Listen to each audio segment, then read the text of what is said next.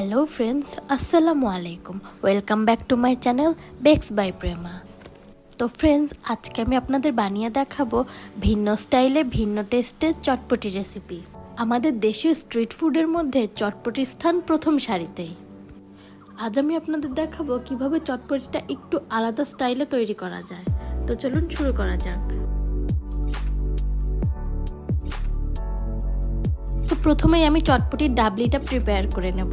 এই জন্য আমি 1 কাপ পরিমাণ ডাবলি 8 ঘন্টা মতো ভিজিয়ে রেখেছি। এর সাথে লাগছে 1 টেবিল চামচ পরিমাণ শুকনো মরিচের গুঁড়া, 1/2 টেবিল চামচ হলুদ গুঁড়া, 1 টিস্পুন ধনিয়ার গুঁড়া, 2 টেবিল চামচ চটপটি মশলা। আমি এখানে প্যাকেটের চটপটি মশলাটা ব্যবহার করেছি। লাগছে স্বাদ মতো লবণ আর 1 টিস্পুন পরিমাণ রসুন বাটা। এবার একটা প্রেসার কুকারে ভিজিয়ে রাখা সম্পূর্ণ ডাবলিটা দিয়ে দেব। ডাবলিটা আমি পানি দিয়ে ভালো মতো ওয়াশ করে নিয়েছি। এবার দিয়ে দেব হলুদ, মরিচ, ধনিয়ার গুঁড়া, চটপটি মশলা, লবণ আর রসুন বাটা। এবার একটি চামচের সাহায্যে এটিকে ভালো মতো মিশিয়ে দেব।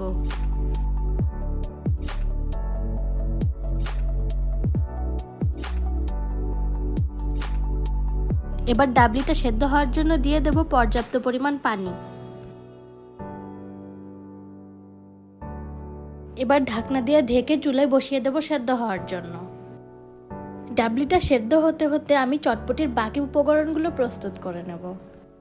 চটপটির বাকি উপকরণের জন্য আমার লাগছে 1 কাপ পরিমাণ শসা কুচি, 1 কাপ পরিমাণ পেঁয়াজ কুচি, এর অর্ধেকটা আমি বেরেস্তা করে নেব, কিছু কাঁচামরিচ কুচি, ধনিয়া পাতা কুচি, কয়েক ফালি লেবু, 3 টেবিল চামচ চটপটি মশলা, পাকা তেঁতুলটা আমি পানিতে ভিজিয়ে রেখেছি, 2টো সেদ্ধ আলু, 2টো সেদ্ধ ডিম আর ঘরে তৈরি চাট মশলা।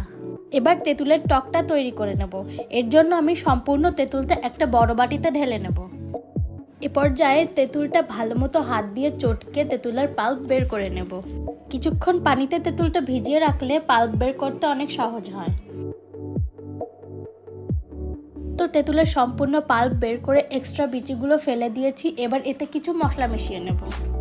দিয়ে দেব স্বাদ মতো লবণ আর 1/2 টেবিল স্পুন পরিমাণ হোমমেড চাট মশলা। এবার এটাকে ভালো মতো মিক্স করে নেব।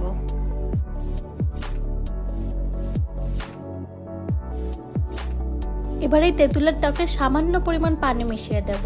এই টকটা বেশি পাতলা করা যাবে না, মোটামুটি একটা থিক কনসিস্টেন্সি থাকতে হবে।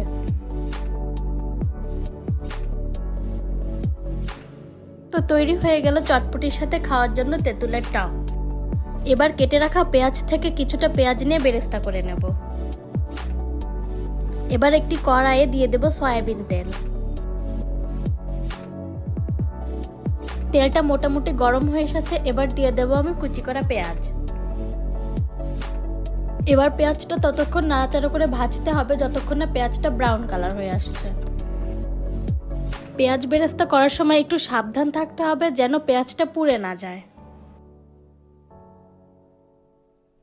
তো দেখতেই পাচ্ছেন আমার পেঁয়াজ বেরেস্তাটা হয়ে গিয়েছে। এবার এটাকে আমি একটা ছাঁকনির সাহায্যে ছেঁকে নেব।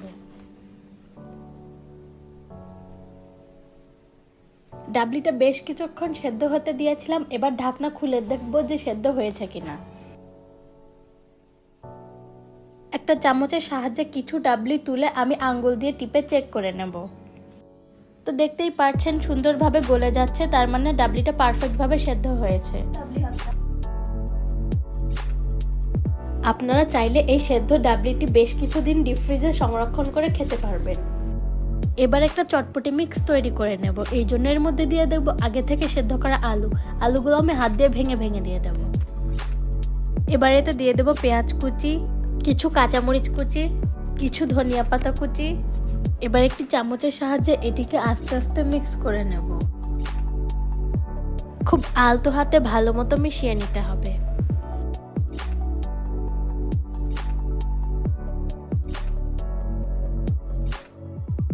এ পর্যায়ে দিয়ে দেব বেশ কিছুটা শসা কুচি আর দিয়ে দেব 1/2 টেবিল চামচ চটপটি মশলা। আমি এখানে কোনো প্রকার লবণ ইউজ করব না, কারণ চটপটি মশলাতেই লবণ দেওয়া থাকে। আপনারা চাইলে লবণ ইউজ করতে পারেন। আবারও কিছুক্ষণ আলতো হাতে মিক্স করে নেব।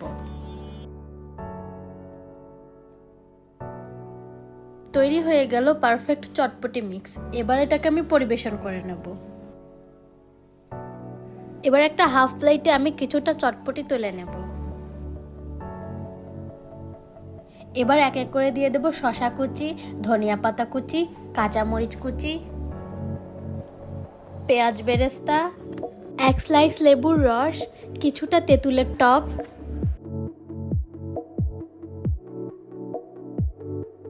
এবার দিয়ে দেবো কিছুটা চানাচুর, এটা অপশনাল, আর দিয়ে দেবো 2-3টা ফুচকা। ফুচকা দিলে চটপটিটা খেতে আরও বেশি টেস্টি লাগে।